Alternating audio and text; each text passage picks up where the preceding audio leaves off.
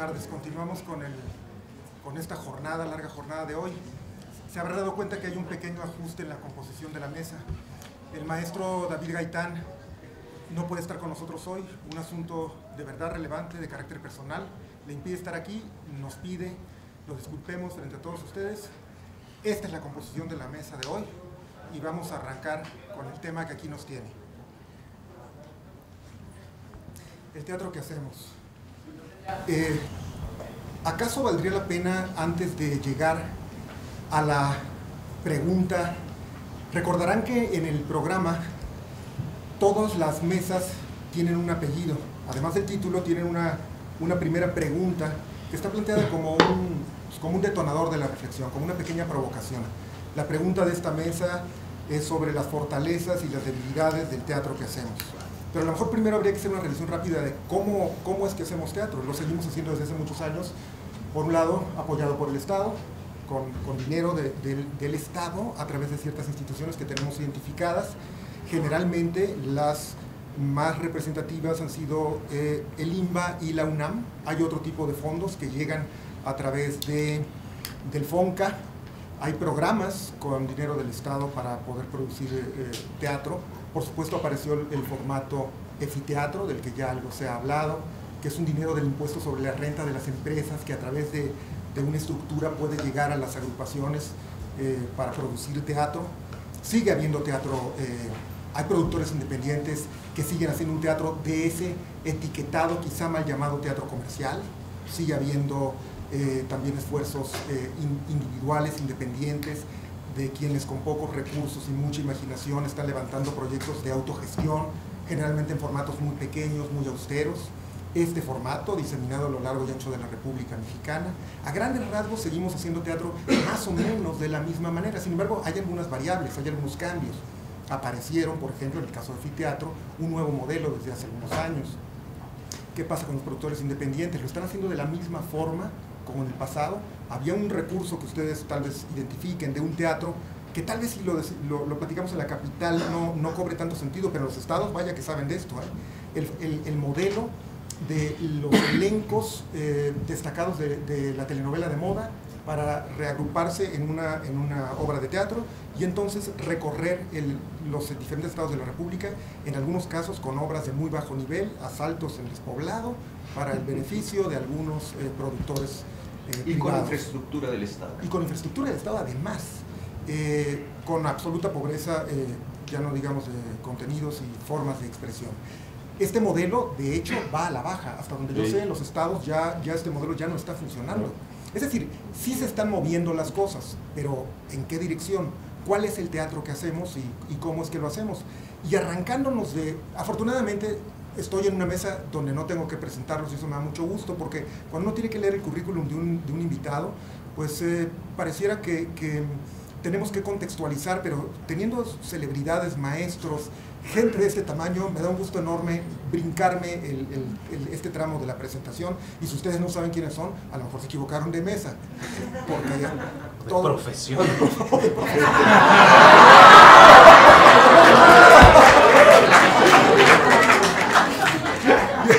Y entrándole de lleno a la pregunta sobre... Bueno, todos nos equivocamos de profesión.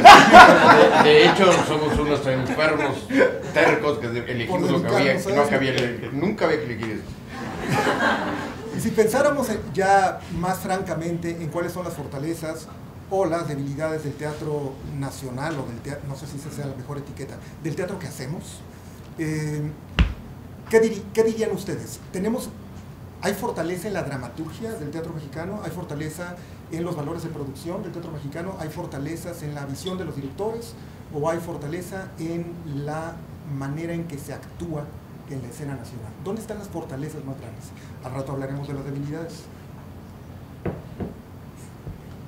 ¿Cuál crees que es la fortaleza más grande de la escena nacional? Bueno, es que yo quisiera ir un paso para atrás nada más para terminar de plantear el problema, ¿no? Porque originalmente yo estaba aquí. Yo venía a plantear problemas, a dar opiniones. Claro. Pero bueno, lo quisiera decir de manera muy sintética. Hace 100 años solo había un tipo de teatro, que es el que hacía las compañías privadas, ¿no? Con la intervención del Estado, a partir de la Revolución, por ahí de los 30 es que empieza formalmente el Estado a intervenir, digamos, en las formas de producción. En el medio siglo se formaliza de manera más evidente, y durante varias décadas tuvimos como que esta división entre el teatro institucional y el teatro comercial, ¿no? En los 70s viene un primer sacudimiento, una irrupción que plantea que no solo hay dos caminos, sino que también hay un teatro independiente, ¿no? Que reclamaba al Estado por una especie de monopolio, pues, de esto que el teatro, porque el teatro institucional era un teatro de arte, ¿no? Supuestamente, ¿no? Mientras que el teatro comercial tenía fines mercantiles, como su propio nombre lo indicaba. Entonces, esta tercera vía que surge en los años 70, estoy esquematizando, digamos, pero es como para llegar a algo en concreto, nos planteó que había otra forma de producción, otra manera de acercarse al fenómeno teatral, y que por tanto también había filiaciones, ¿no? Que uno tenía mucho más empatía, cercanía ideológica, estética, etcétera, con una forma u otra de teatro, y entonces se afiliaba a esa forma, pero todavía las fronteras estaban determinadas, ¿no? No voy a hacer el recuento completo, sino que me salto hasta el presente siglo, en el que nos encontramos, siguiendo un poco el modelo de análisis de Dubati, con esta que él llama la estética de la multiplicidad, porque casi podríamos decir que cada artista representa un mundo, o cada grupo, ¿no? Representa un acercamiento estético, y eso... Y no solo estético, sino también una forma administrativa de teatro, en fin, una forma de organización. Y eso nos plantea una paradoja que a mí me resulta muy peculiar, y que nos tiene en un problema, yo creo, ¿no? Para hablar del teatro que hacemos, ¿no? Que es... nos estamos entrenando para hacer todos los teatros, a final de cuentas, porque si bien hay alguien que hace una técnica impro, y hay alguien que hace un teatro de texto, y hay otro que hace esto que le llaman la escena expandida, pero los actores como que van saltando de uno a otro. Entonces, cuando uno se pregunta ¿qué teatro hacemos?, uno lo primero que responde es pues al que me inviten, ¿no? Porque no tiene que ver con lo que yo creo, quizá, sino con las circunstancias en las que se mueve el propio mercado teatral, ¿no? Entonces, creo que hay una infinidad de maneras de acercarnos al teatro, y yo lo que me preguntaría más bien es, ¿nos estamos especializando en la forma de teatro que nosotros creemos, en particular, o estamos realmente manejando y apropiándonos de herramientas que nos permitan medio solventar los problemas técnicos del teatro con cada propuesta a la que nos enfrentamos, ¿no? Yo es lo que diría como... una primera y muy sutil aproximación a la respuesta pudiera ser que estamos haciendo el teatro que podemos, no necesariamente el que queremos. De alguna manera. Es decir, a partir de cómo se presentan las circunstancias. Fue lo primero que pensé cuando vi el título. Hacemos el teatro que podemos. Con esto tiene una amplitud, ¿no? Claro. No es una especie de queja, sino que las opciones para desarrollar teatro son muy variadas, pero también muy complejas, muy complicadas. No es fácil ni siquiera tan tajantemente dividir teatro comercial, claro. Teatro, la obra que estoy ahora, Jugadores, la podemos considerar una obra comercial, pero está financiada por Efiteatro. Es decir, hay una mezcla de formas de producción que yo lo que me pregunto permanentemente es que, claro, cuando tenía como actor menos opciones, era mucho más coherente, ¿sí? Porque tenía dos. Entonces era elegir una o otra, pero ya cuando se amplía la variedad de formas de producción teatral, e incluso que ha generado, tiene su parte en contra, una especie de burocracia de productores semi-independientes que te organizan las carpetas y te las meten acá y van a otra institución, y son ya una generación de que va aprendiendo a administrar el teatro, no solo hacerlo, lo cual no me parece mal. En la Argentina las escuelas abarca desde un principio a los estudiantes, no solo como actores, sino que los educan desde el principio como actores, directores, productores. Entonces salen de la escuela y ya saben armar un proyecto, saben cómo lo tienen que hacer, no están esperando que lo llamen a alguien y si no lo llaman se sienten frustrados o fracasados. Eso es una cosa a la que tenemos que aspirar, que el actor no, que sea autogestivo es la palabra, pero que sea dueño, apropiarse de su historia, aunque su historia esté llena de tropiezos, pero que sienta que él también generó esa historia, ¿no? Yo creo que en ese sentido a mí me sorprende ver la cantidad de teatro que hace, la variedad que hay, los espacios teatrales que se han construido, desarrollado o inventado. Me parece muy emocionante. No asisto demasiado porque también tengo mucho trabajo, pero me emociona ver, comparado con hace 30 años, las opciones eran mucho menores, ¿no? Para la cantidad de gente. Ahora hay más gente tratando de hacer teatro, pero también se han desarrollado opciones, incluso de estilos y de formas, ¿no? De nuevas maneras de plantearse el teatro. Entonces yo soy optimista. Lo único que siempre me ha parecido lamentable en México es nuestro público. Es decir, tenemos poco público, el público y muy dividido, el público que va al Insurgente no va a la Gruta, y así, los sectores que hacen buen teatro no van al otro, los que de la Gruta no van al Insurgente, o sea, está muy sectorizado el teatro, ¿no? Entonces, tenemos un público clase mediero que le gusta la comedia fácil, es decir, no está dispuesto a ver una obra en la que las cosas se le muevan un poco, ¿no? Que le pase algo más grueso de lo que simplemente es superficial. Eso no tengo ni idea cómo cambiarlo, pero sueño con que eso pase. De alguna manera he intentado varias veces un teatro comercial inteligente, que atraiga público, que no lo espante, pero no es fácil. En esa parte soy pesimista, en la otra no, pero en esa del público sí. Claro, lo que es evidente es que esta frontera cada vez se está diluyendo más. Lo del llamado teatro universitario, que además no necesariamente lo hacía la universidad, ¿no? Era una etiqueta para el teatro, digamos, de aspiración artística, sí. Y el teatro comercial. Esa frontera tiende a diluirse sobre todo con modelos de producción como anfiteatro, contribuyen un poco a... ¿Qué teatro haces? ¿Haces el teatro que quieres, que puedes, que debes? Yo no estoy tan de acuerdo en esta postura. O sea, siento que es quitarnos responsabilidad. O sea, yo creo que todos los errores que he cometido los he cometido con conciencia y porque elegí mal en todo caso, ¿no? Yo sabía en dónde me metía. Nunca hice teatro comercial sin saber que era teatro comercial, ni hice teatro institucional sin saber que era teatro institucional, y muchas veces los peores errores los he hecho con mis propias producciones. O sea, producciones que yo he empujado y que yo he concebido desde su origen y que me he equivocado. Entonces, yo siento que finalmente todas estas nuevas opciones también requieren de una convicción y de una idea de qué quieres hacer. O sea, si te vuelves un puestista, como en el caso de los directores, porque creo que es lo que nos volvemos, no hablo de los otros, hablo de mí, pues es tu problema. Pero Efiteatro abre espacio perfectamente para otro tipo de proyectos. O sea, yo nunca he visto censura en ese sentido. O sea, creo que si de pronto una obra comercial tiene más posibilidades en Efiteatro, es porque no hemos sabido hacerlo, no hemos sabido utilizar la herramienta. Y entonces, o sea, yo creo que es lo que deberíamos reconsiderar. ¿Cómo lo ves, Rodolfo? Yo quiero comenzar con una nota de orden personal, digamos, para ver desde dónde estoy enmarcando también, desde dónde estoy enmarcando el problema. Y casi pensar, yo coincidí en el teatro que podemos, pero yo quisiera pensar también en el teatro que queremos.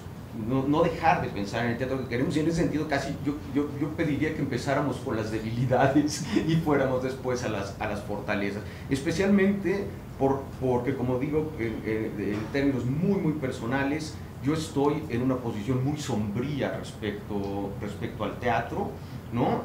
Cuando vi la pregunta ¿qué teatro hacemos?, pues mi primera sensación es qué difícil, porque cada vez estoy yendo menos al teatro.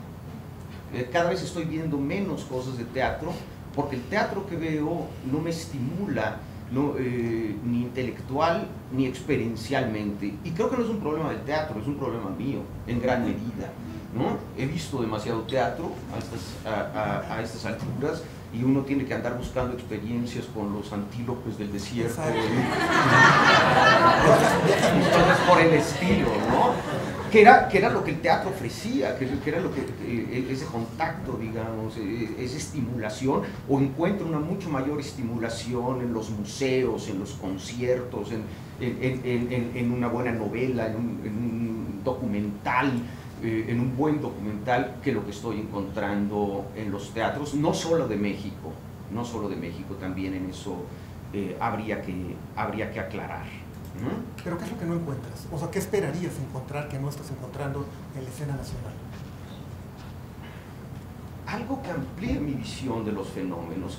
Y yo siempre he sido, cuando fui crítico teatral y siempre he estado, digamos, del lado del teatro más propositivo, yo nunca he estado en un proyecto de orden comercial, ni es un teatro que me haya llamado la atención, ni sobre el que haya reflexionado, ¿no? He dedicado mi vida al otro sector del teatro, y a mí me parece que en ese sentido, tú lo llamaste sectorización del teatro, no está mal, digamos, en la medida en que hubiera idealmente, el teatro ideal, como diría Grotowski, es cuando existan opciones para todos los sectores que conforman una sociedad, ¿no? Que tiene que existir ese teatro, digamos, de especialistas, ese teatro que hace que el teatro avance también como lenguaje, y de ese público que está dispuesto a desafiarse. Claro, mientras más amplio ese sector del público, más rico el teatro todo, ¿no? Entonces yo esperaría eso, un teatro, digamos, que me desafíe intelectualmente, o un teatro que son, digamos, los dos componentes esenciales de la escena, que me haga experimentar la vida como no la experimento en otros espacios. En ese sentido, podríamos llegar a una primera debilidad de la escena, es decir, hay algo en los contenidos, quizá también en las formas de expresión, que dejan un vacío en tu percepción respecto a lo que esperaríamos del teatro. Yo, por ejemplo, cuando voy al teatro, espero que me cuenten una historia. O sea, no puedo mucho con una idea de un teatro postdramático sin anécdota, no termino de entrar del todo. Me gusta que la música tenga melodía, no me gusta que se la quiten. Entonces, como espectador, tengo un determinado requerimiento o necesidades, digamos. Me gusta que me conmueva, si no me toca, y me gusta, si las cosas salen bien, que me llegue a transformar en alguna medida, pasando por la reflexión y quizá transformar en alguna medida. Yo también tengo expectativas cada vez que voy al teatro. Yo también tengo expectativas cada vez que voy al teatro y no necesariamente se cumplen, pero entonces, si habláramos de las fortalezas y debilidades del teatro que estamos haciendo, una primera debilidad pudiera ser que los espectadores no están encontrando lo que buscan. ¿Puede ser por ahí una próxima? No sé, yo no podría hablar por los espectadores, insisto, hablo por mí, ¿no? Que soy un espectador muy peculiar, ¿no? Sí, no es común, pues, no soy un espectador común, ¿no? Y no creo, porque una de las debilidades y de las fortalezas, paradójicamente, digamos, de nuestro teatro, de mi perspectiva, es que es el teatro de la eterna juventud, ¿no? Es un teatro, digamos, donde hay siempre una vitalidad envidiable y donde siempre salta la nieve, siempre, ¿no? Siempre hay una obra, ¡pum!, que hay algo ahí, un impulso vital, sensación, y generalmente es la obra de una gente joven, ¿no? Y lo que no hay entonces, la debilidad, desde mi perspectiva, son los procesos de maduración de nuestro teatro. Y ahí coincido con Martín, no hay procesos de maduración porque no hay crítica, cada vez menos, ¿no?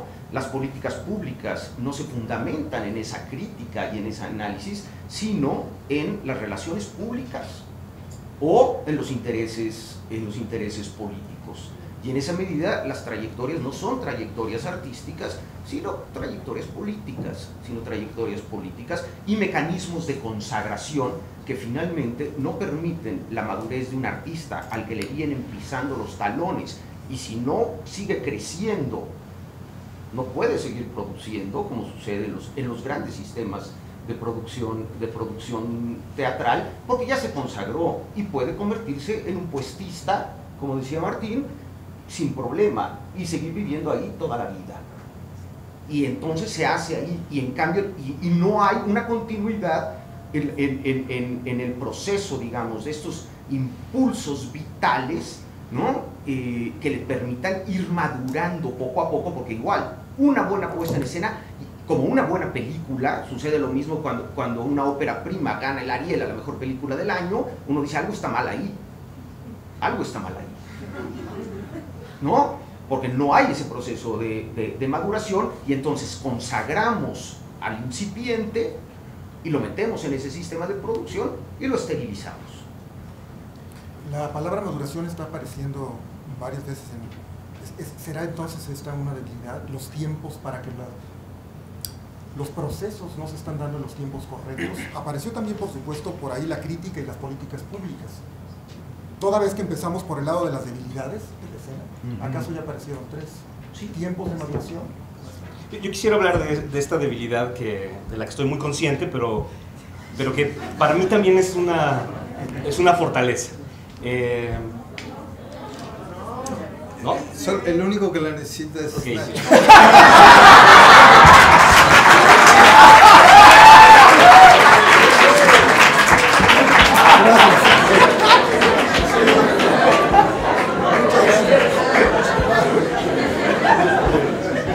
Yo, al contrario de Rodolfo, yo voy mucho al teatro.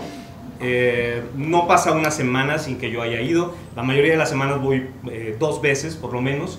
Y no solo a ver mi obra, por supuesto, sino a ver otras cosas.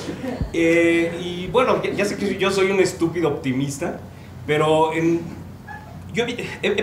gracias a mi trabajo he podido viajar. Y he visto teatro en otros lugares.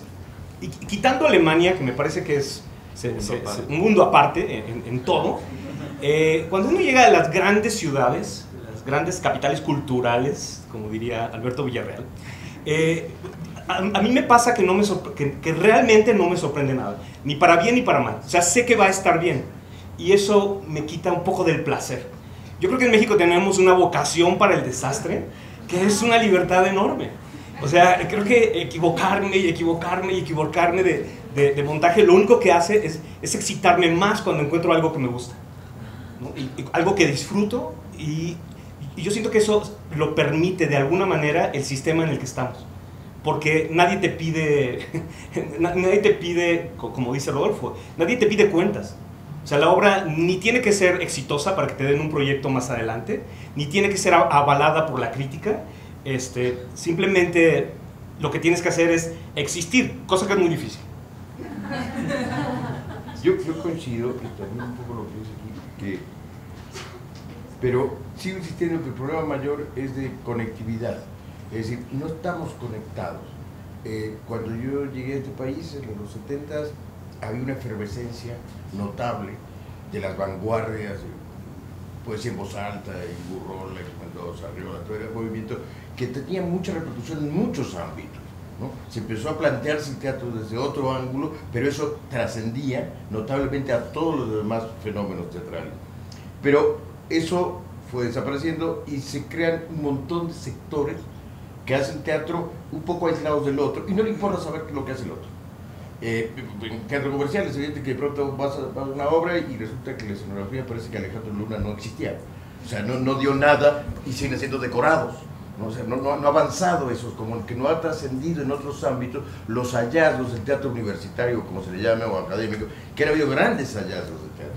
Y de pronto no tienen más filtración que quedarse en esas cápsulas donde se mueven. Y eso a mí es lo que más me preocupa, y a veces me duele, decir, ¿cómo no conozco yo ciertas cosas? ¿Por qué no estoy más cercano a estos fenómenos? ¿Y por qué estos fenómenos no se acercan más a otros teatrales donde tiene que haber trascendencias? El teatro, digamos, de vanguardia es como descubrir una vacuna, ¿no? Encontramos algo nuevo, pues que todo el mundo lo sepa y le llegue, ¿no? A lo contrario de Margules, cuanto menos gente me vea, mejor, ¿no? No, yo sí quiero que me vea mucha gente, pero con lo que yo hago, ¿no? Con las naranjas que yo quiero vender. Esa manera de comunicar lo que hacemos, que yo creo que hay, en eso sí soy optimista, hay grandes hallazgos. Yo sí he visto cosas que me han sorprendido notablemente, me han conmovido, que yo te digo, yo sí soy un espectador común y corriente cuando me apagan las luces y estoy en la montaña, o sea, me dejo a ver qué pasa, ¿no? Y cuando sientes que te pasó algo, valió la pena. Aún enojarte, vale la pena.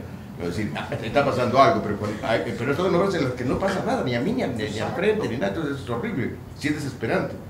Y el público en general también, aunque no sepa, va al teatro, y más en esta ciudad, un viernes de quincena, yo viendo su puta madre el tráfico está cabrón, que yo digo, bueno, si no fuera el actor me regreso a mi casa, o sea, no mames. Entonces, cuando llegas al teatro y ves que hay gente que ya llegó y está en el teatro, a mí me da ganas de aplaudir de entrada al público, ¿no? De que ese público tiene una expectativa, aunque sea subconsciente, de que le pase algo que no le había pasado, ¿no? Que no, porque para entretenimiento se queda en su casa, hay una oferta enorme. Entonces, está haciendo un esfuerzo, y entonces depende de mí que le pase algo, o de lo que yo haga, aunque sea así de poquito, que salga diferente, ¿no? Eso yo creo que es mi campaña bastante utópica, como todo lo que hago, de que el público aumente, que le pase algo. Al público que le pasa algo, le queda el gusanito de volver, ¿no? Y eso me parece muy atractivo. Sí, yo veo que todo el mundo está muy risueño, pero no creo que sea un asunto de risa. No por el bullying que me hiciste, no por... No, vaya, estamos hablando ahorita, tú mencionas como las debilidades y curiosamente mencionamos al público, ¿no? Y yo creo que ahí está una clave que tiene que ver con la otra gran debilidad, porque la crítica sin duda que hay que ponerla en primer plano, pero es la inercia, ¿no? Hay una miopía mediante la cual nos acostumbramos a seguir haciendo teatro. No tenemos público, pero seguimos haciendo teatro. Sigo estrenando la siguiente obra y la que sigue y la que sigue. ¿Y cuando nos detenemos a preguntarnos por qué no está sucediendo lo que tiene que suceder, ¿no? Que es la experiencia no se completa si no hay un receptor, ¿no? Cornago, si no me equivoco, el investigador español, planteaba a partir del paradigma de Brooke, ¿no? ¿Cómo es del espacio vacío? Y tienes al actor y tienes al espectador y se crea esa comunión y ahí está el teatro, ¿no? Y dice, siempre en esa ecuación hemos estudiado lo que hace el actor, pero nunca hemos estudiado el interés del espectador, ¿no? No sabemos quién es, no sabemos qué es lo que quiere, qué le preocupa, ¿no? Y vaya, no es que tengamos que hacer encuestas para ver y ajustarnos a lo que le interesa, y entonces lo que yo hago tiene que ver con lo que con darle gusto a este espectador, por supuesto, ¿no? Pero qué dialéctica hay en esa comunicación que se establece del artista con la sociedad para entonces plantear algo que verdaderamente nos motive a ir al teatro como una experiencia vital, no como la salida del fin de semana para entretenernos, ¿no? Sino aquello que nos hace renunciar a otras cosas para ir al teatro, ¿no? Porque es cierto que nosotros vamos al teatro, unos más, otros menos, pero porque somos profesionales. Yo me pregunto cuántos espectadores que no tienen nada que ver con el teatro dejan otras cosas para ir al teatro, yo ¿no? también, y en esas cosas, digamos, es la contrapartida de estos apoyos estatales. Es decir, yo hago la obra como a mí se me da la gana, me importa un carajo el público, al fin que me dieron 30 funciones, ya están pagadas, me vale más si al público le gusta o no, a mí me pagan. Que era, digamos, como contrapartida del teatro anterior, del que tú mencionabas, los 50 todavía, de que si no le gusta al público no cobramos, o sea, depende de la taquilla, entonces sí tenemos que hacer algo para que al público le guste y que a nosotros también nos guste. Entonces había un teatro intermedio, académico, pero todo lo que fue el Seguro Social, ¿va? Que hacía teatro griego y todo un montón de cosas, pero atraía gente común y corriente, porque les importaba, porque dependían de que la gente pagara.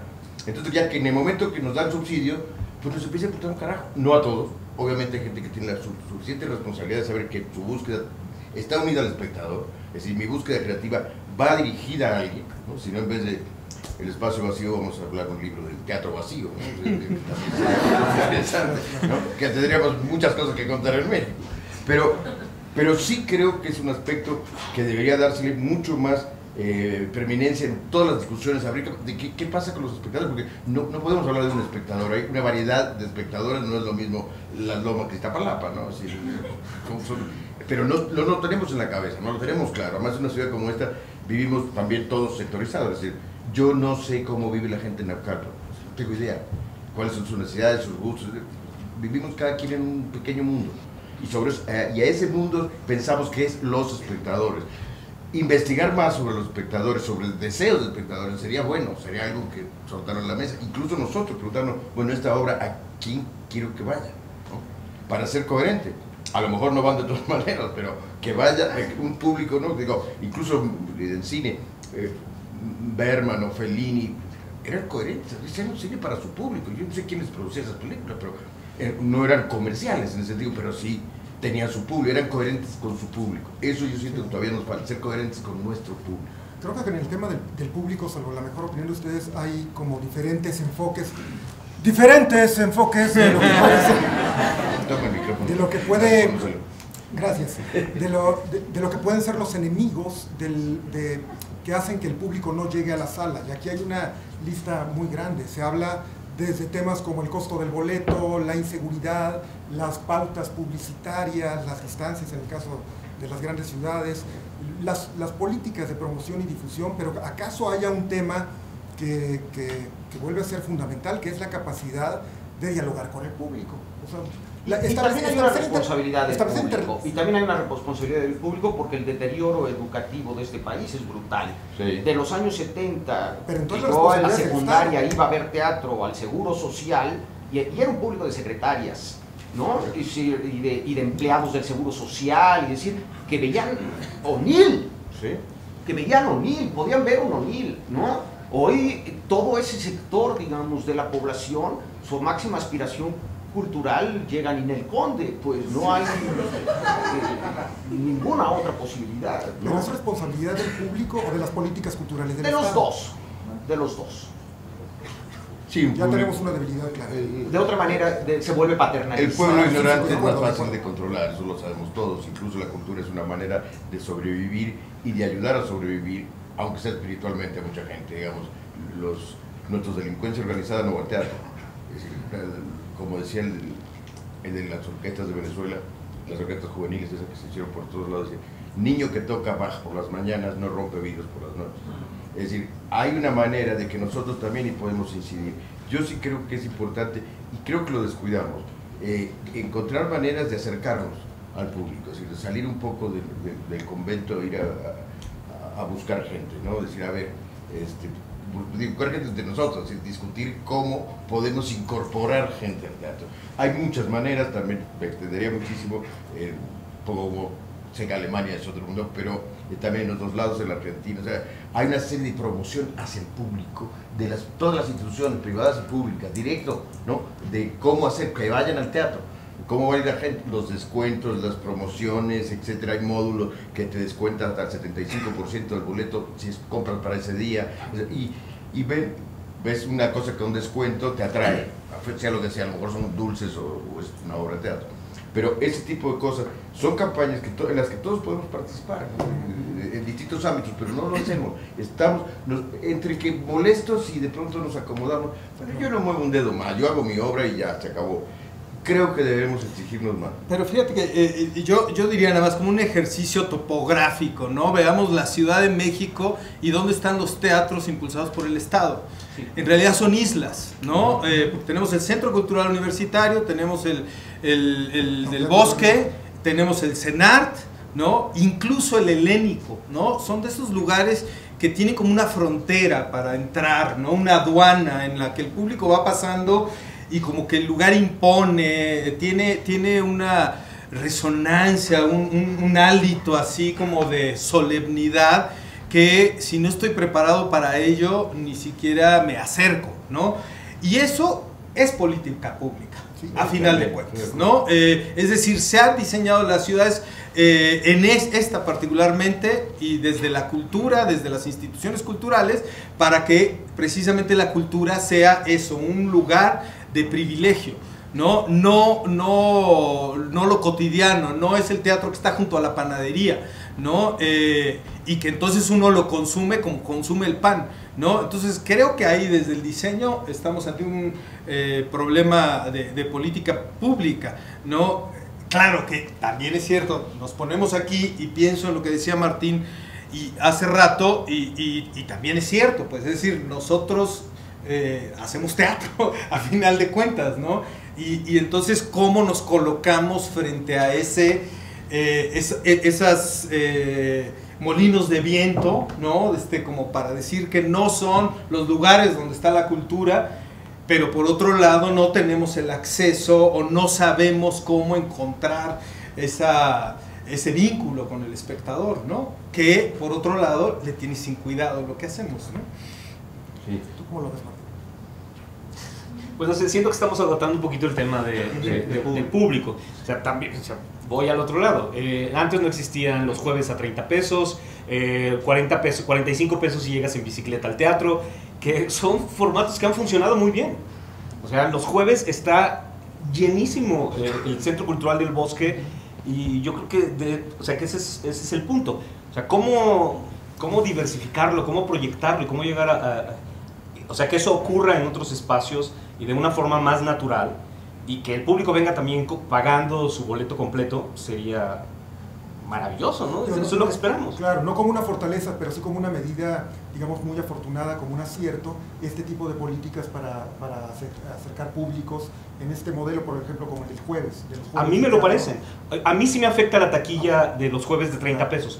Me afecta muchísimo. Claro. Y sí, porque yo soy el inversionista. A propósito de fortalezas, esa pudiera ser una buena política para captar público. Sí, o sea, yo sin duda. Lo que pasa es que se une al tema de la educación en nuestro país y que son dos cosas que no tienen manera de reconciliarse todavía, ¿no? Y retomando un poco el planteamiento, tratando de separar áreas de responsabilidad dentro del lenguaje teatral, las grandes fortalezas o las grandes debilidades, por donde lo quieran tomar, de la escena nacional, ¿dónde están?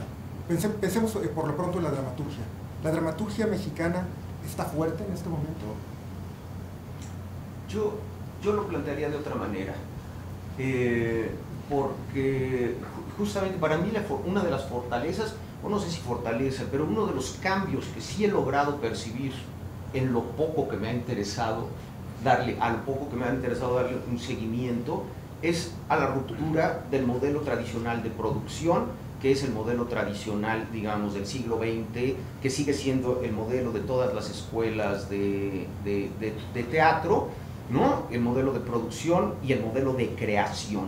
Yo creo que la división de la dramaturgia, digamos, de dividir dramaturgia, dirección, actuación, se está quedando atrás en relación a lo que está sucediendo con las cosas más interesantes de la creación en México. Incluso producción. Incluso producción, exacto. Creo que la mejor dramaturgia la están haciendo los colectivos escénicamente, no los dramaturgos, ¿no? Que la mejor dirección o la más interesante que está aportando otras visiones, que está, por ejemplo, una dramaturgia, para usar el término tradicional, dentro del teatro de tendencias documentales, que es lo que a mí más me ha interesado y lo que he estudiado recientemente, donde se hace una amplitud de temas que nunca habían tenido cabida en el teatro mexicano. Una obra del grupo Alebrije, aparte, sobre la desaparición de las tenerías en León, Guanajuato, y cómo eso modificó la vida de un barrio, con el que se identificó la gente del barrio brutalmente,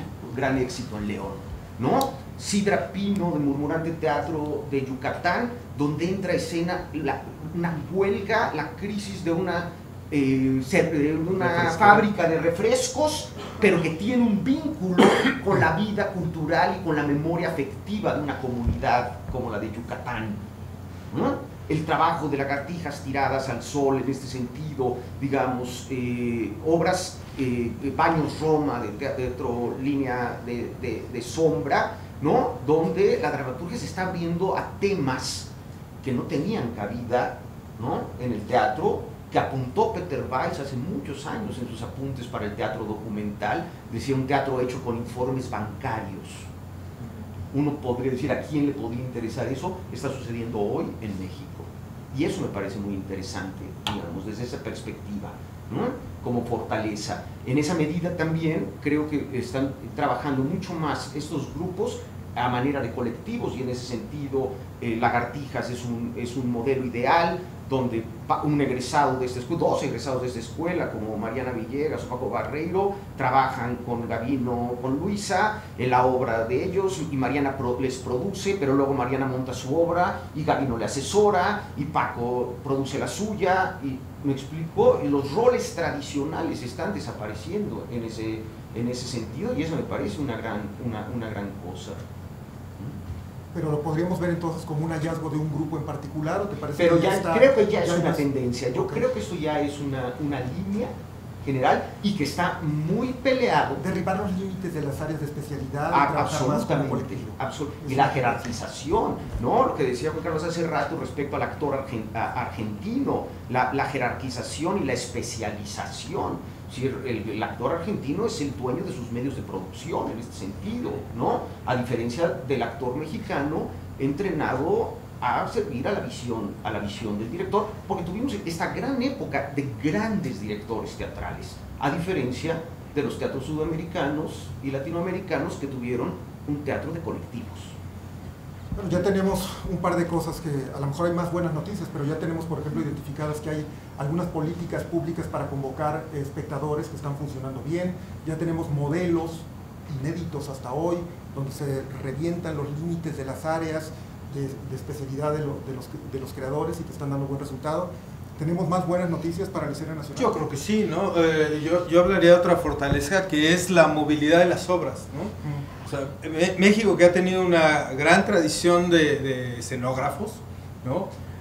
Al mismo tiempo fue su condena, creo yo, durante un buen tiempo, porque vivíamos más que una dictadura del director, vivíamos una dictadura del escenógrafo, ¿no? Y entonces nuestras obras fueron sedentarias durante mucho tiempo, era imposible moverlas del lugar donde estaban, ¿no? Y yo creo que eso sí se ha ido rompiendo. Yo creo que sí es un fenómeno del último cuarto de siglo, en donde han influido, por supuesto, las políticas públicas, ha influido la globalidad, ¿no? Las formas de comunicación que permiten que también haya más experiencias teatrales mexicanas que salen al extranjero, ¿no? Y que pues, ahora sí que tienen roce internacional, ¿no? Que te va ampliando una visión, ¿no?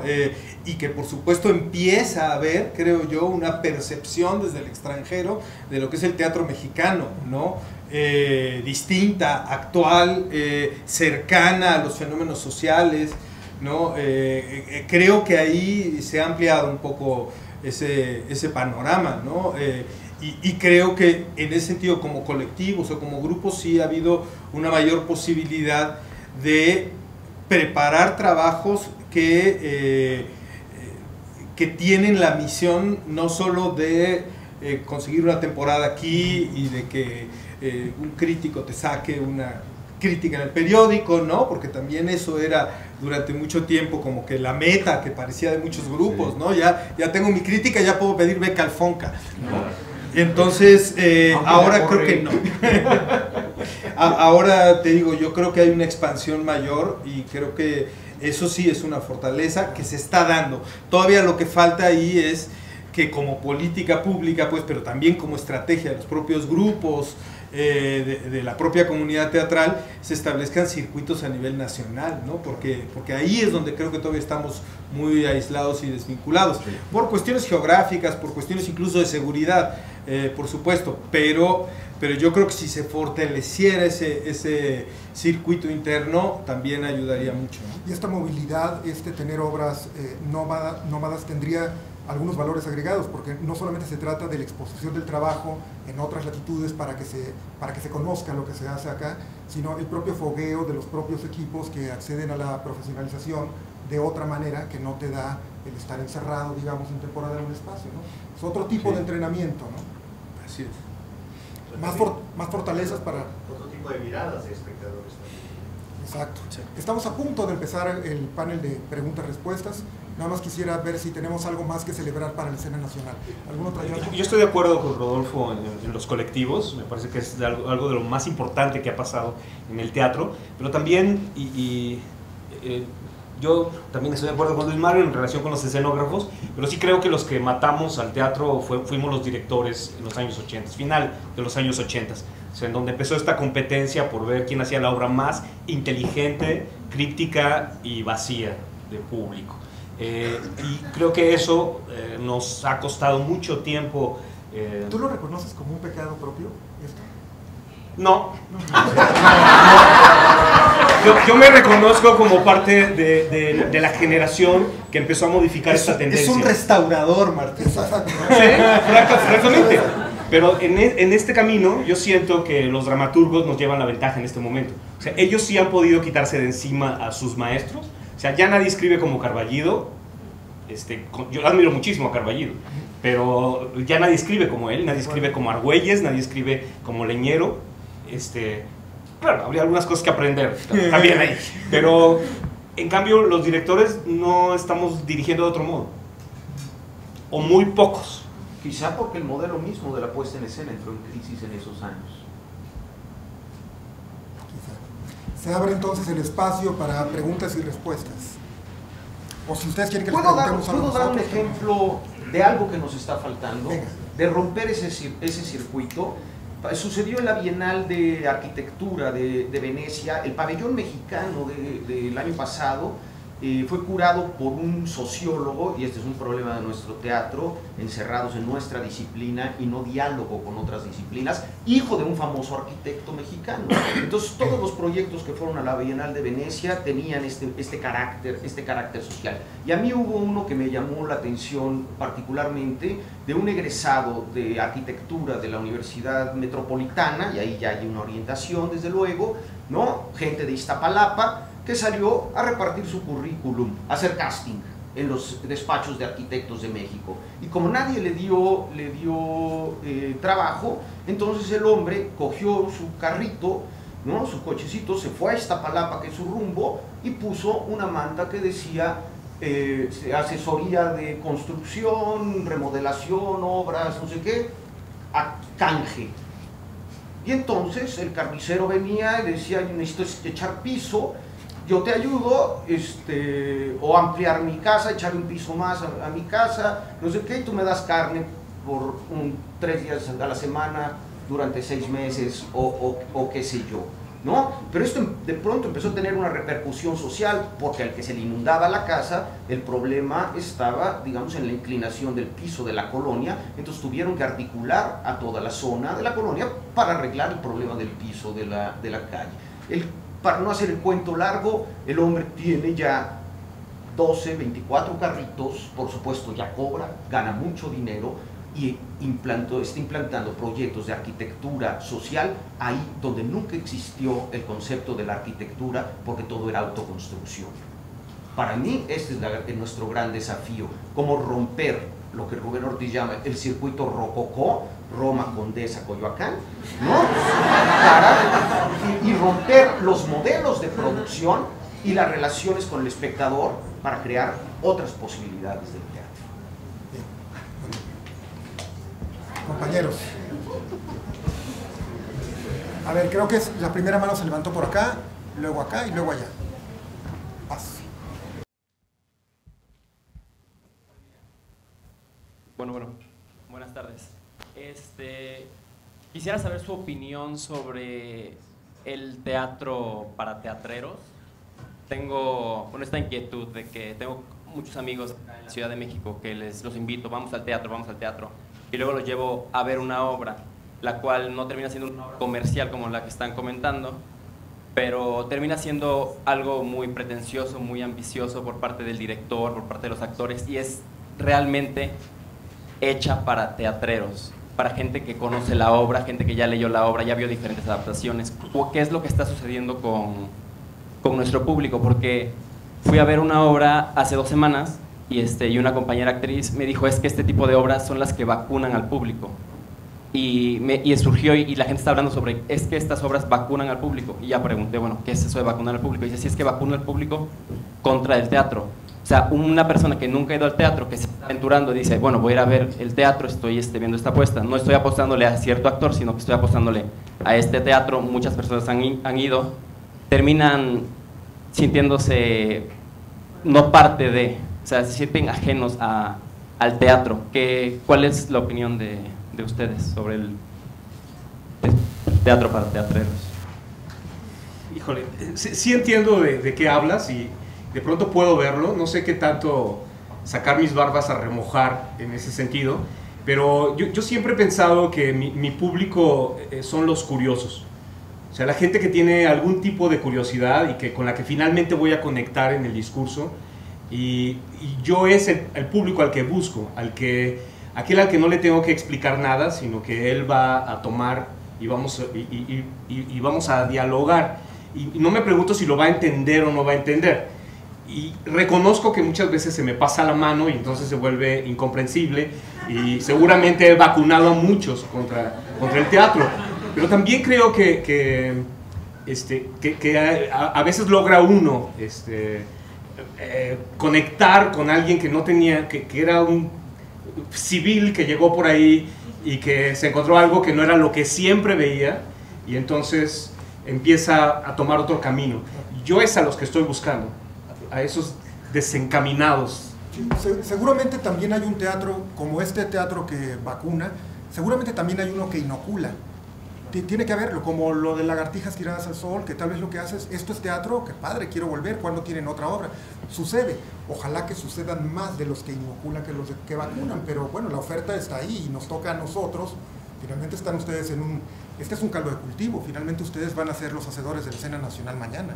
Entonces, y para eso son estas jornadas. Yo diría en este sentido, yo defendí, digamos, ese teatro, es un teatro necesario, porque es el teatro que hace avanzar al teatro, digamos. El problema es que no haya los otros sectores, y uno de nuestros problemas, por ejemplo, es la falta de identidad de nuestros teatros. En los años 70, años 80, uno sabía que iba a los teatros del IMSS o iba a los teatros del IMBA a ver un teatro muy bien hecho, con ciertos valores culturales, pero donde no iban a experimentar nada, ¿no? Entonces, con actores reconocidos, es decir, tenía su público que quería ver eso, y está bien, ¿me explicó?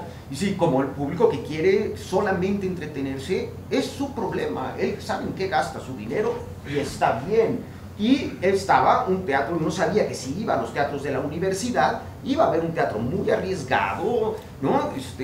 Donde se la jugaba a ver una cosa mala o buena. El problema es cuando todo, en los años 90, con los aires neoliberales, todo se mezcló, y entonces el público ya no sabe a dónde va.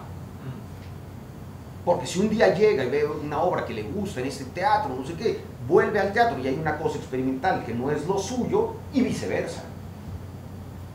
Y hay otro creo que hay un problema de identidad de los teatros, justamente de los con sus públicos. Es que la televisión también ha creado todo un mecanismo de educación de públicos, porque el actor conocido y reconocido es el actor de telenovelas, ese es al que se le da el crédito. Incluso, como decías antes, era dinero seguro con 2, 3 de la telenovela, hacer una gira por el país, ya no tanto porque la gente no es tan pendeja como creen. Y porque ya no está viendo tanta televisión. Sí, y eso también cambió. ¿Por qué? Pero ¿qué pasaba? Que los actores que hacíamos teatro, de pronto tengo que comer, ¿no? O sea, y el único lugar donde me están pagando como para comer es en la tele. Y eso desvirtúa mucho la idea de que también divide completamente el público, porque yo en la tele soy uno y en el teatro soy otro. Sí, no puedo exhibir todo lo que quisiera. Trato de mantenerme dentro de una línea, pero es difícil mantener todo tu esquema de funcionamiento actoral dentro del sistema de televisión, ¿no? Entonces, eso también crea una falsa imagen al público que ya por sí no es muy interesado, porque el interesado, siempre estoy de acuerdo, en alguna curiosidad, puede ser de cualquier nivel social, va a llegar. Pero al que no, al que hay que seducir, pues ya está seducido por una serie de imágenes que no tengan que ver con el teatro, ¿no? Así como pues, Ninel Conde o William Levy son los modelos de actores, que en otros países está más cuidado. Los actores pueden vivir del teatro, no tienen que hacer tele, necesariamente. Entonces, hay actores de teatro que son conocidos y reconocidos por la gente. O sea, aquí no, tenemos que hacer tele para que nos conozcan. Y claro, te reconocen por la tele. Yo hasta la fecha soy el papá de Teresa, no el actor que ha hecho una obra diferente, ¿no? Entonces no sabes si realmente te interesa ser reconocido por eso o no. Entonces, ese problema, pero yo sí creo que debemos ponerle mucha atención todo el tiempo, aunque sea distractivo, si vamos a hacer una obra de teatro, cómo queremos hacerla, qué inquietud, qué trayectoria, qué locura se nos ocurre. Me parece magnífico arriesgar, Martín, porque yo creo que también tenemos el derecho a fracasar, ¿no? O sea, arriesgar es pues, que las cosas no nos queden como queramos, pero también tenemos que trabajar pensando que hay que captar más público del que ya tenemos captado. En una discusión con Héctor Mendoza me acuerdo, él decía que, bueno, dijo yo, la verdad que en mis obras nada más la vienen a ver los diletantes que andan por ahí, el gran público no viene. Un día que me lo encuentro, están sacando 100 representaciones de una obra y yo no sé qué hice mal, por primera vez estoy haciendo 100 funciones de una obra, algo debo haber hecho mal, porque mis diletantes son un número reducido, ya se acabaron, ¿no? Pero yo como creador sí me gustaría llenar los teatros y que a la gente le gustara lo que hago, no estoy peleado con el público. Es difícil, porque yo incluso conozco varios intentos, pero no creo que debemos rendirnos a buscar más público, es lo que mi respuesta. Hay otra pregunta por acá.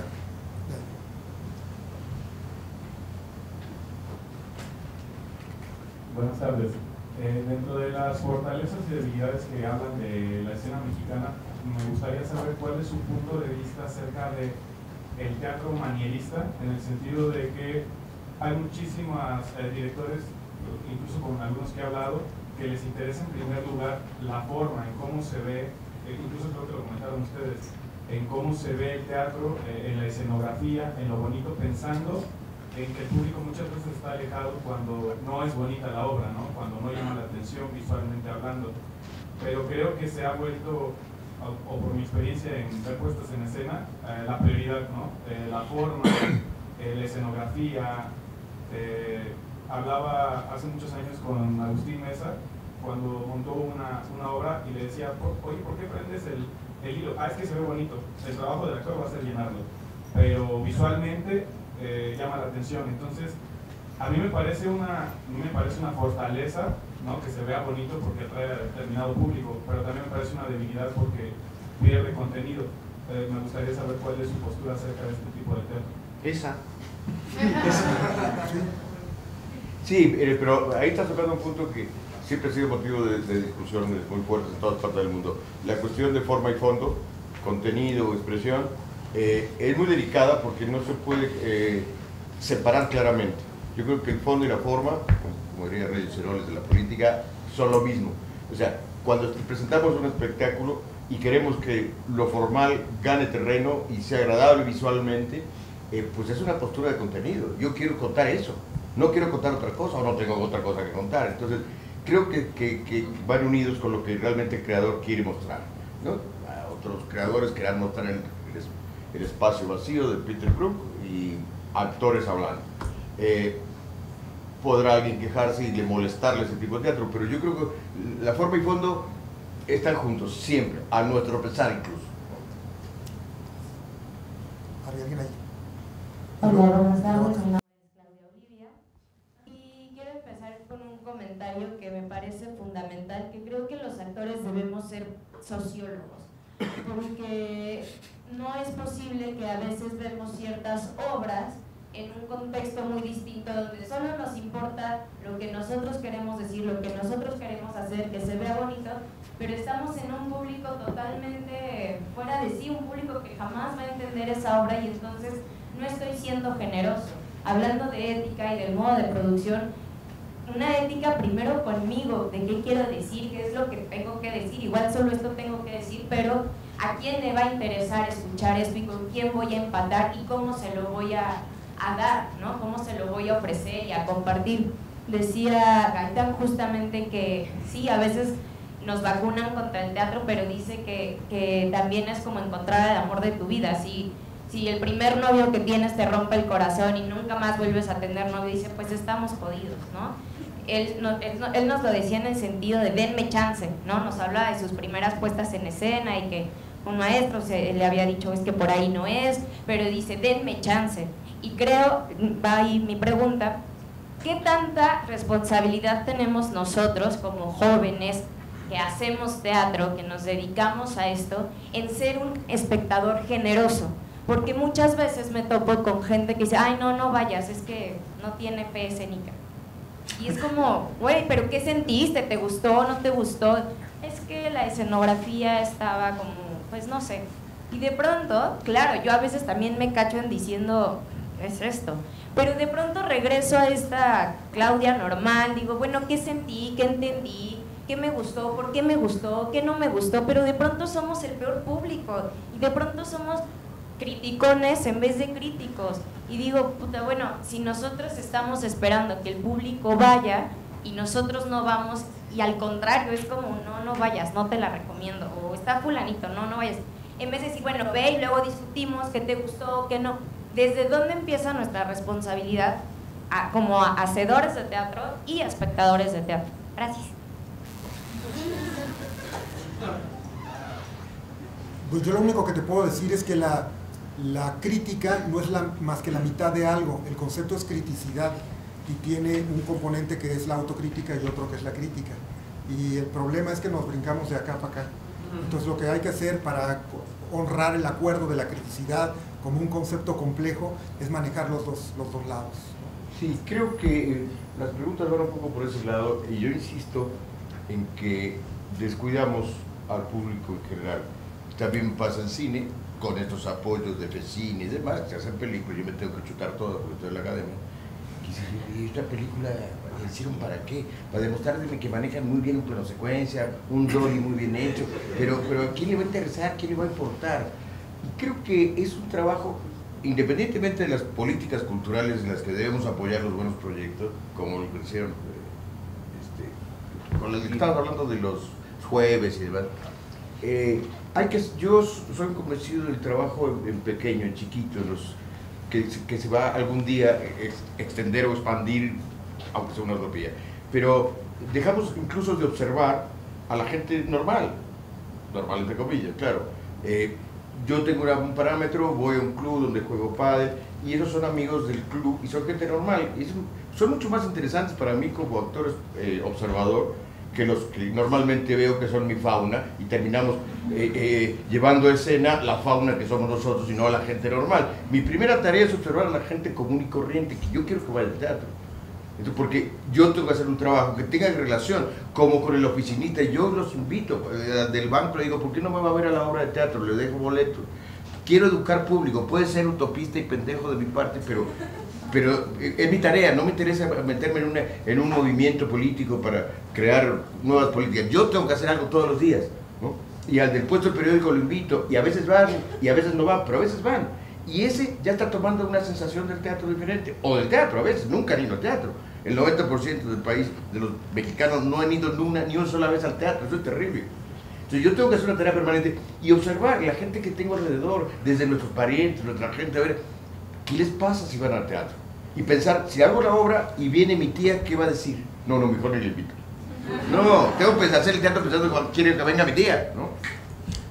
Yo, muy sintéticamente, yo no creo que el actor tenga que ser un sociólogo, evidentemente, pero sí es cierto que el teatro cumple una función social necesariamente, ¿no? Y que en ese sentido sí digamos, tenemos una especie de bipolaridad ahí, porque exigimos que los muchos recursos que hay, porque sí los hay, para la cultura, se inviertan en el teatro, pero ya que se invirtieron, queremos que estos cumplan la función de una sociedad capitalista, es decir, que de ahí se produzca dinero, ¿no? Y quizá habría que reenfocar ese asunto, ¿no? Más bien, si hay tanto dinero que se invierte al teatro, mediante Efiteatro, por ejemplo, cosa que además ha generado una perversión muy peculiar.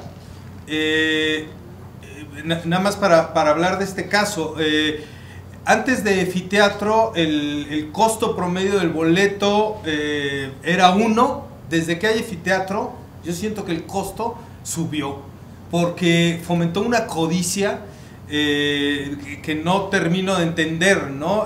Porque ahora los proyectos se financian al 100% con Efiteatro, ¿no? Pero se han inflado los costos de todo para justificar que una obra de 2 actores cueste 2 millones de pesos, ¿no? En el cine es igual, se subieron los costos del cine, pero... exacto, entonces un fondo que tendría que servir para subvencionar al público resulta que el público lo está pagando doblemente, porque lo paga a través de impuestos y lo paga a través de la taquilla, ¿no? Entonces, cuando hablamos de función social del teatro, sería suficiente en principio compensar que ese fondo público que hay enorme para actividades culturales, al que estuviera subvencionando fuera al público realmente, ¿no? Creo que eso sería uno de los enfoques que habría que estudiar por lo menos. Volvimos a llegar por ahí en algún punto de anfiteatro y merecería toda una reflexión nada más ese capítulo de esa nueva manera de producir teatro, porque este punto es una realidad. Luis Mario y yo fuimos jurados en alguna ocasión y pudimos ver ahí los entretelones, la radiografía de cómo opera, y la realidad es que un productor independiente como digamos Ortiz de Pinedo puede tener una obra con boleto de 500 pesos en el Helénico, donde además prácticamente no le cobran, y con la producción totalmente subvencionada. Entonces es una realidad. ¿Dónde está el apoyo, la política pública para profesionalizar el teatro, para conquistar públicos a través de, por supuesto, una oferta también de taquilla razonable? Es decir, el proyecto requiere todavía una revisión de fondo, y si bien ha ayudado por un lado, por otro lado nos están metiendo muchos goles todavía, ¿no?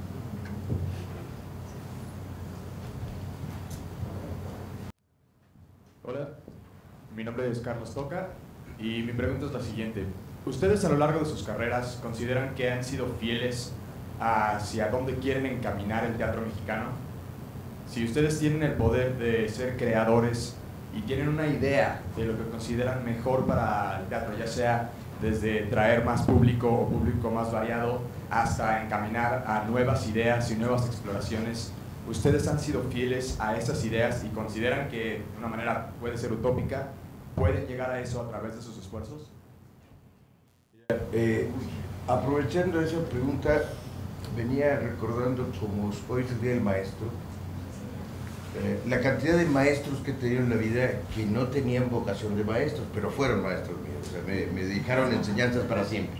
Entre ellas, Brígida Alexander, era una actriz que yo aprendí a darme cuenta que una actriz puede ser fiel a sí misma en el medio en el que esté. Ella podía estar trabajando en el Centro de Experimentación Teatral una obra de Botto Strauss y con la misma disciplina iba a hacer un comercial de papas Sabrita. El límite se lo ponían afuera, ella no se ponía el límite. Ah, no, entonces como va a hacer un comercial, va a una mierda. No, era Brígida, era la misma. Y trabajé con ella en una película que era de lo más comercial, pero ella trabajaba con la misma disciplina mental y yo creo que sí se puede ser fiel. El contexto te dará los límites y las posibilidades, ¿no? El exterior, la obra de teatro, el proyecto, el lugar donde estás, el público al que va, eso te pondrá los límites. Pero tú, yo creo que sí se puede ser fiel, o por lo menos tratar. El día en que, y yo he hecho teatro comercial, he hecho tele y demás, y nunca he sentido que me haya traicionado, me he limitado, de pronto no he podido hacer todo lo que quería, pero el día que yo siente que me traicionan, sí dejo de hacer teatro. Tenemos tiempo para... Sí, maestro, después de ti, una última pregunta.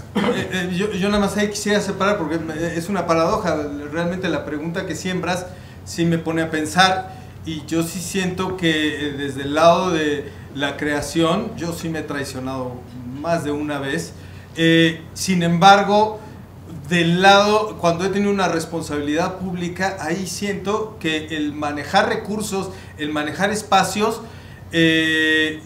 yo sí creo que ha habido una congruencia, pues, ¿no? No sé si por el lado correcto o si yo me equivocaba, pero vaya, había una política muy concreta de programación, de producción, de a dónde dirigir, digamos, ciertos esfuerzos, no solo los míos, sino los que colaboraban allí, ¿no? Yo en ese sentido, curiosamente, mis mayores pecados son con mis propias obras, ¿no? Creo, entonces ahí sí yo lo separaría. Hola, buenas tardes. Felicidades a todos los maestros. Quisiera agregar también, creo que algo muy importante es qué tipo de teatro buscamos o queremos hacer. Porque no sé si estamos buscando hacer un teatro que sea un teatro de entretenimiento, que yo creo que no va por ahí, porque el teatro sí tiene un compromiso social. Y creo que realmente hay mucho material que pasa actualmente en el país como para poder agarrar de ahí y presentar algo hacia la sociedad. Creo que el problema sí radica un poco en el público. Creo que hay un poco de ceguera social y que falta esa línea de curiosidad que le da al espectador ese interés de saber qué es lo que está pasando, cuáles son los problemas que pasan en su país. Creo que esta libertad, así como nosotros no exigimos a las políticas públicas que haya apoyo en cuanto a una difusión masiva de cultura que le permita al espectador tener otra idea, otra concepción de lo que está pasando, que lo enriquezca y que lo ayude a evolucionar, a ser mejor y no ser algo que esté sometido a los medios de comunicación y a la globalización en sí, ¿no? Y me parece importante decirlo en este día, porque hoy que es Día del Maestro, vemos que hay muchas cosas que han pasado por alto y que han mancillado este país. O sea, ha habido muertos, hay manifestaciones, y cuando hay una manifestación también uno como parte de la sociedad igual y se queda limitado o no hace algo al respecto porque cree que lo que va a hacer no va a hacer eco o va a generar un cambio. Me parece importante que hagamos grupos colectivos que precisamente se puedan unir fuerzas para que de ahí surja algo con o apoyo con lo que se pueda o con lo que no se pueda, porque si no se hace ruido de alguna forma, realmente no vamos a estar esperando una producción o se va a distorsionar la idea a irnos a algo que se venda para invitar al público para que vaya al teatro, y no nada más decir y tener mucho público en el teatro, sino saber qué es lo que le vas a decir a ese público. Y que ese público pueda decirle al otro, oye, tienes que ir a esta obra porque a pesar de que me transgredió y me sentí de la chingada y no entendí ni la mitad, hay partes que me cayeron el 20 y que yo salgo a la calle y que veo la realidad que supera realmente la ficción, ¿no? Y pues nada, mi pregunta más que nada es, ¿qué nos pueden ustedes dar como detonador? Porque creo que efectivamente la responsabilidad está en todos nosotros, aquí y ahora. Si dejamos pasar esto, sería un teatro de resistencia, más que es un teatro de resistencia ya prácticamente de invitar, de que el público no está interesado porque ni siquiera sabe qué es lo que pasa, está acostumbrado a la televisión, que es un melodrama y que al final el melodrama termina siendo el veneno del pueblo. Se pierde la capacidad de complejidad, o sea, los sistemas de abarcar más cosas, ¿no? Y creo que es importante... ¿Y la pregunta cuál sería? Bueno, en síntesis, creo que tenemos que... ¿Qué es lo que ustedes nos recomiendan como algo que detone esta parte de ya votarnos sin miedo, sin estar teniendo que esperar una producción o algo, sino simplemente hacerlo, para hacer teatro, para dar un mensaje? No necesita realmente una gran producción o algo, simplemente tienes que contar esa idea que tienes a la persona de al lado, ¿no? Y me parece que es muy importante resaltar todo lo que ha pasado por alto, lo que se ha mancillado, todos los problemas sociales que hay. Y la pregunta y a pesar de eso, que eso vota un poco al público, porque dice, esto no me entretiene, no es chistoso lo que pasa, no me gusta, sí tiene que haber, sí tenemos que involucrarnos más. Okay. Bueno, que los vote solo su conciencia y su necesidad y su hambre. En mi generación, que es la época de los grandes maestros, yo pensaba que para ser director te tenían que, así como, ungir, ¿no? Ungir o palomear. Y un día fui a ver una obra de Mauricio Jiménez, a quien yo no conocía, que se llama Lo que cala son los filos, y saliendo pregunté, ¿y a él quién lo hizo director? Y después me lo contesté a mí mismo, pues nadie, él solito se hizo director. Y entonces dije, pues a lo mejor yo también puedo. Y yo creo que tienes que confiar en que puedes y que tienes que hacerlo.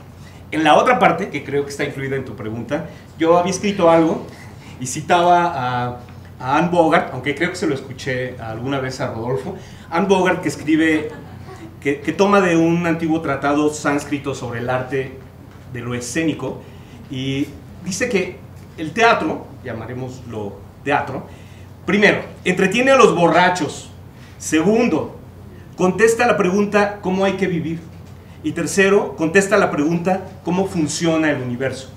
Yo creo que cuando logremos eso estaremos haciendo algo. Sí, pero yo coincido completamente. Es decir, este afán, que yo también lo tuve juvenil de pronto, de salir con el puño en alto en todas las obras, mostrar la realidad que te jodía, está bien, pero a veces perdemos la conciencia de que el público es muy amplio y generar sensibilidad es es ya estar participando socialmente. Toda obra tiene un contenido social, aún la de mayor entretenimiento pendejo. Ese es su objetivo. Está tomando en cuenta entretener y hacer que la gente se olvide. Ok, lo tiene, toda obra lo tiene, no hay que subrayarlo. Y que unas obras tengan un más contenido a lo mejor político histórico, puede ser de otras, pueden ser tan exquisitas y nos han ayudado a todos en la vida y no tienen ningún tema político incluido. O sea, la sensibilidad no es patrimonio de nadie. Yo quería decir, tú lo dijiste, ¿Sí? tú lo dijiste, hay que juntarse, hay que organizarse, y yo insistiría mucho, hay que cambiar las condiciones de producción. De otra manera, es como pensar que las elecciones del año próximo puede haber un cambio.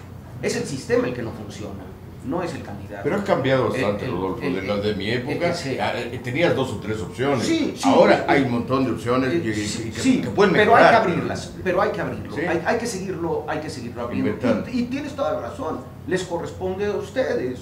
Yo quería responder a Carlos con una anécdota africana.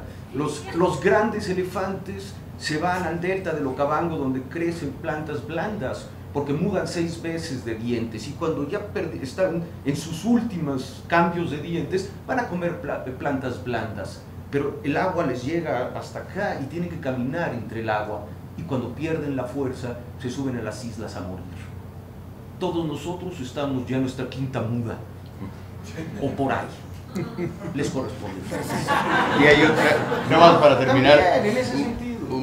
Pepe Gálvez, que ninguno de ustedes lo conoció, pero me contaba Balzaretti una anécdota, que se encuentra a Balzaretti en los Churubusco y le dice con voz, ¿qué anda haciendo aquí, Balzaretti? No, pues buscando trabajo. Pues. No sea pendejo, Balzaretti, este trabajo no existe, este trabajo se inventa.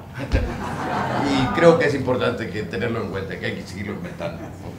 Pues entre tanto seguiremos haciendo el teatro que podemos, eventualmente ojalá logremos hacer el que queremos o el que debemos. Por lo pronto que sigan los festejos del Día del Maestro, entramos en un receso y nos vemos en la mesa que empieza a las 5 de la tarde. Gracias.